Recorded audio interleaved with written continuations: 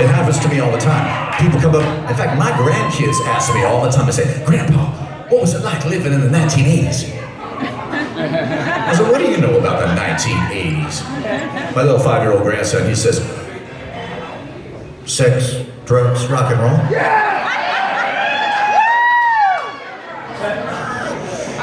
He's got the catchphrase down. I don't know where he heard that. I'm afraid to ask him what he knows about sex because he knows how to operate the internet.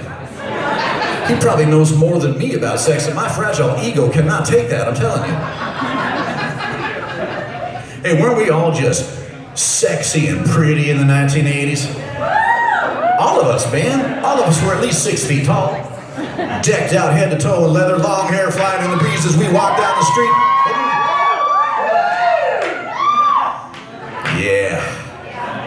And then life comes by and kicks your ass, you know, and the next thing you know, you're...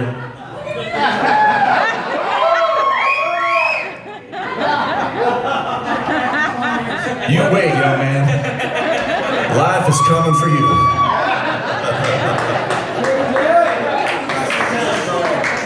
I only have about 5 memories from the 1980s. Because I had a really good time. I have one very vivid memory. It's from 1981, and we're in the studio making the very first Queensryche EP. Glory days, my friends, glory days. We're in the studio writing the very first 4 songs we ever wrote. We get done with the first one. We had been working for hours on that first song. I remember walking out of the studio after working on that song. It was morning. We'd been there all night long. And we just finished the music. We didn't write any lyrics or melodies yet. So there I am, walking home. And I'm walking because I can't afford a car. But there is a bright side. You see, if I had a car, I wouldn't have taken the route that I did go, which was shortcut through the woods, down around the lake, across the meadow. And these words wouldn't have come to me, and this wouldn't be the very first Queensryche song ever written. This is called Lady Wore Black.